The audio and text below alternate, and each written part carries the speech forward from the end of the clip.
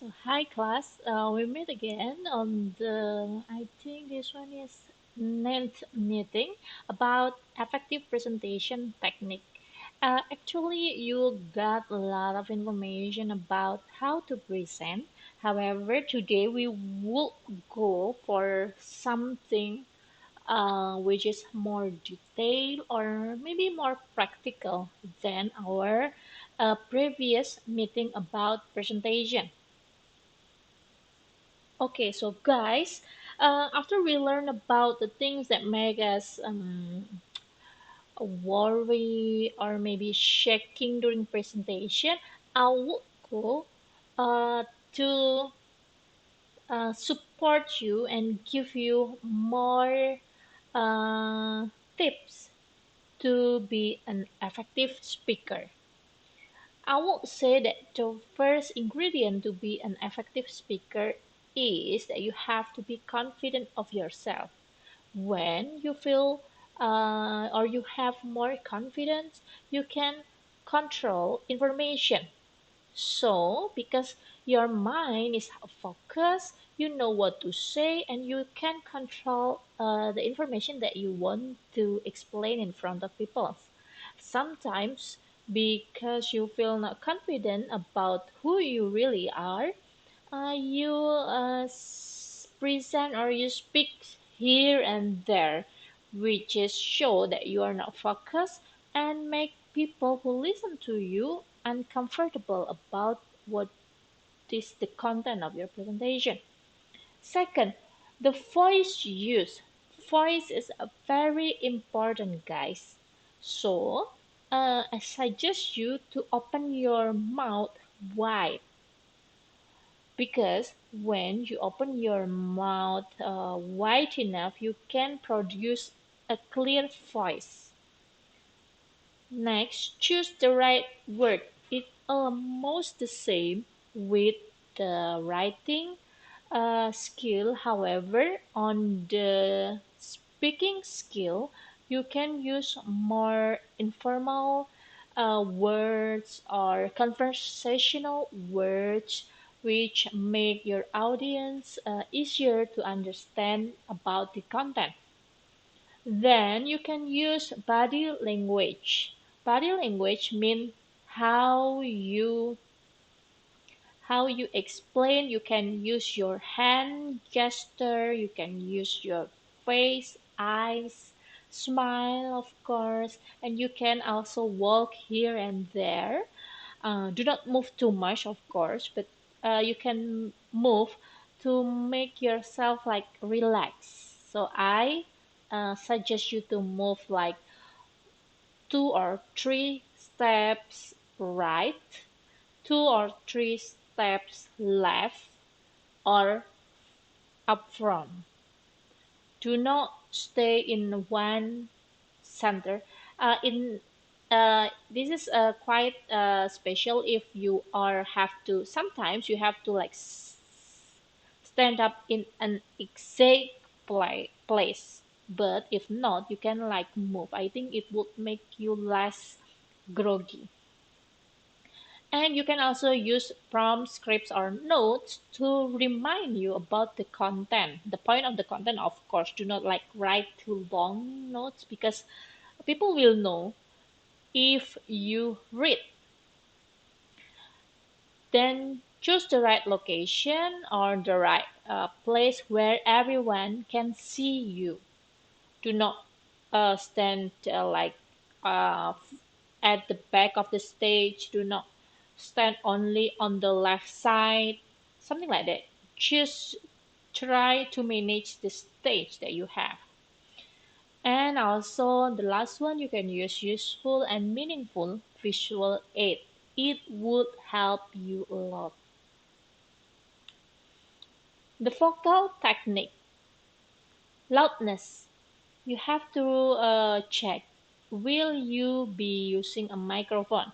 Sometimes on the seminar, workshop, people will give you microphone. But if not, you have to maintain your loudness. You don't want people cannot hear you, but you don't want to be sound like people yelling to another person. Pitch, vary to make points. That means when you want to underline some words, you can try to speak slower, or you can say it like louder. Can you notice when I say it like slower or louder? So it kind of like different. Okay, so I will continue. When you use pitch on the presentation, people will notice if you have different pitch, like higher, lower, slower, or faster will create a difference. So I suggest you to try the pitch variation. Rate. You have to always watch your audience. Are they feel bored? Are they feel excited? Or what? You have to understand your audience and see over their eyes. Do not like look down or look uh, on the ceiling. Do not look to the wall, but try to make an eye contact. It would be like very important for your presentation. You can sometimes use pause for effect. For example, you can give a time for message to sink in. Okay, this is the example of giving pause. Pause is effective to give an important message. So not only using pitch, but you can also use pause. Okay, that's all the type about how to deviate from the norm for emphasized message. Next, about the voice, still about the voice. So you have to practice it again and again. Clap. The forms is clap. Clear, loud, assertive, and pause. Clear. Use the simple, easily understood word and phrase. I'm not suggesting you to use complicated words because remember, we speak not in our native language. So try to choose the simple words or phrase. Do not try to overcomplicated words because you can be stumbled maybe during the presentation. Loud enough. It is important that everyone can hear you. Okay, you can also check to the person who sit at the back. Okay, can you hear me clearly? Okay, that's good. On the other side, I want to check, can you hear my voice clearly? Yes, okay, that's good. So I will continue the presentation, something like that. Assertive, a bright and confident air born of knowledge of the subject and good preparation. You can be someone who confident and look very bright of knowledge when you prepare. So that is very important. Remember, the best speaker still prepare the presentation. Doesn't mean because they have experience to speak in front of people and they do not prepare. Doesn't mean like that. Pause. It is essential to allow the listener time to digest what you have said. So try to not speak too fast. Try to put some pause during your presentation. Okay, so that's the forms of clap. Clear, loud, assertive, and pause. Now about to use the right words. It is important to know what you say and how you say it as a key to a successful presentation. P. On the content, you have to state your position or point. R. Explain your ideas. You have to explain your ideas clearly. E. Use example. It might be easier for people to give example so the audience can have more understanding what about the objective of your presentation. P. Restate your position or point. So the last one, you have to restate again your point. For example, you want to give statement that you against um, the vaccine hoax, the misinformation of vaccine. So you against the people who give misinformation about vaccine. Why? Because you think that vaccine for coronavirus is very important to maintain people health in the future. When people have their excellent health, they could work, they could study, and they could be the future of this country. For example, so this is part when you give example. For example, uh, if 10% or 20% of the population of Indonesian population get vaccinated, they will be more healthy, do their job, they can produce money, and they can feed their kids, they can send them to school without worry about getting infected. So, because of that, I would say, so this is part where I restate my point. So this is I will say that I would against people who send misinformation about vaccine because vaccine is very important for maintaining people's or humans' health. Something like that. So you have to put statement, explain your ideas, give example, and restate your points that the firms. Use the body language. Make eye contact. You can use your hand, but do not go too crazy about it. And you can move around, but slowly. Do not like running or something like that. And don't speak with your back to the audience. Okay, so you have to face the audience every time. Every time you have to see them. It's very important to maintain the interaction. Remember, make a contact but more focus around the audience so you don't go here and there. You can use your hand but do not go too crazy. If possible, you can move around but slowly. You have to maintain good posture. Okay, so you have to stand like a good in a good position. Make sure everyone can see you and remember do not speak with your back to the audience.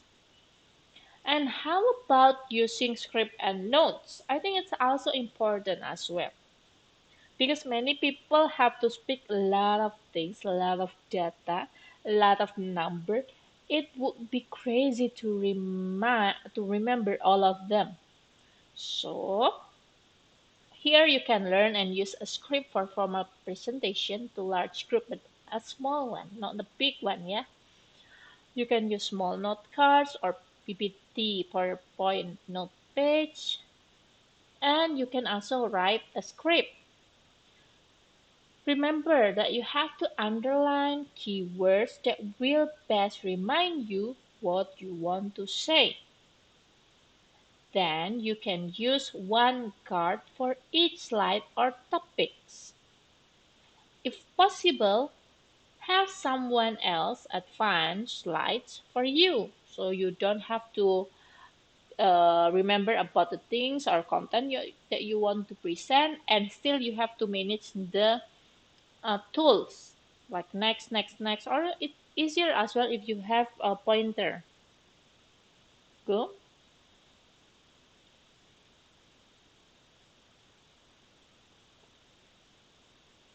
Remember, sometimes use your teacher or maybe your presenter in a workshop or seminar read slide because of what the slide is too much. Sometimes a speaker put his entire presentation on his slide. He turned his back to the audience and read the slide aloud. Perhaps you feel this approach guarantees that all the information will get to the audience. But I want to ask you, what do you feel when you see someone or a presenter do things like this? I'm not happy for that. I think the presenter didn't have mastered enough the content that he want to present. So I would say that it is annoying. The audience feel insulted because actually, if only that you have to read, the audience can read by themselves. Then they become wondering why the lecture doesn't simply hand out a copy of the slide. Or sometimes the presenter using visual presentation only that dominates the PPT. And the presenter is not adding any value to what is on the slide. So I would say as well that it's not a good thing that you put everything on the slide or you put nothing on the slide. So you have to balance both the visual and the information. And I would suggest that this kind of slide is way too busy. There's a lot of thing in the slide, so I'm not suggest you to have slide like this. It's not okay. And I will also summarize the common problems. Usually, the verbal fillers come up, like you say, uh, like, yeah, I always use like something like that.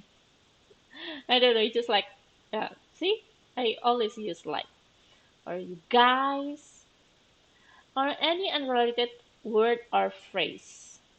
Be careful of that, but you know, I think you know is part of the verbal fillers as well. People tend to use fillers like this to put bridge, I think, like bridging the words because in my case, it's not my native language, so sometimes it can be used to think between the words. And swaying, rocking, and passing. Sometimes you see people who knock their knees or knock their shoes or maybe trembling their hands, something like that. It's always a problem. I see that a lot. Do not put your hands in the pocket. It's not. It's rude actually. Lip smacking. Lip smacking is like making sound from your mouth. It's not okay. Fidgeting. Fidgeting is like sometimes you use pen like to click something like that. Like fidgeting. You do something actually. It's not okay. Or the last one is failure to be audience centered. They kind of like distracted with many things outside, not to you, so it will be a problem. If you see this kind of problem, try to take a deep breath, put pause using pitch, and say it out loud to make sure your audience see what you want to say. Using pauses is very useful.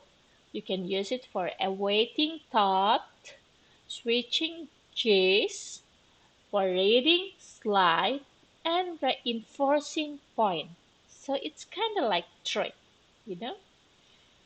It's powerful, but sometimes it's also difficult. Do not put pause too much because people will know that you are thinking during the pause. So it's kind of like tricky, but you can use it anyway.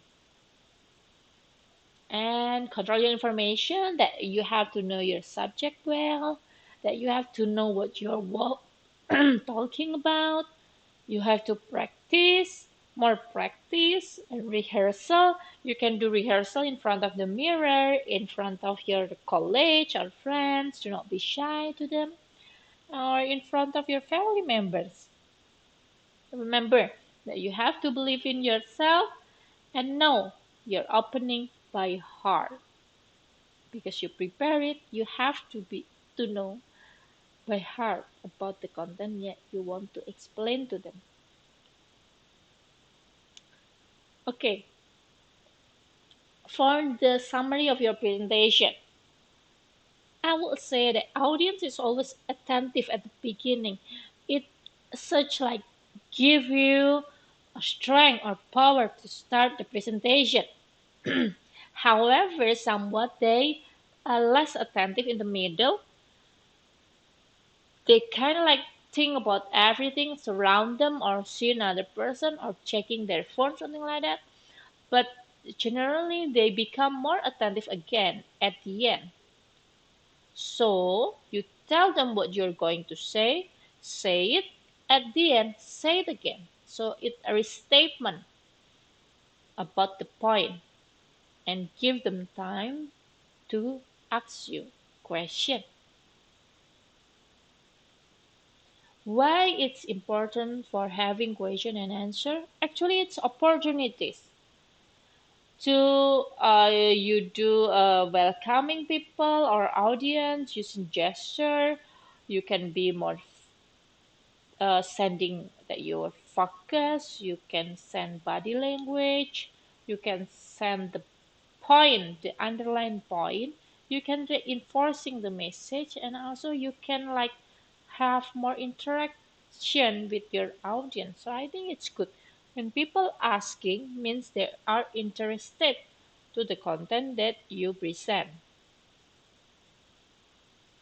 However, the pitfall is sometimes people have hostile gesture. They kind of like wondering the answer because they maybe don't know. The body language is not sure. They give like missing point or they seeking of approval. Actually, because you are the presenter, you don't have to make everyone in the room approve to your ideas. That's fine if some people see on the different perspective than you. And excluding audience mean you don't put them into your side or your answer. You have to put all of them into your answer of the main audience. So I think this is the last one. The tips is about smile, of course. Do not forget to smile. Do not forget to brush your teeth and give them your best bright white smile. And breathe. Breathe will help you to gain confidence and less groggy. Prepare the water beside you. It's important because sometimes you need to drink. Prepare your notes and try to finish on or under time. If your presentation time is like in 15 minutes, try to finish it like in 14:45, something like that. So try to finish it under time. So remember that you have to guide audience gently, design slides carefully, use poses effectively, and answer questions inclusively. So good luck on preparing your presentation.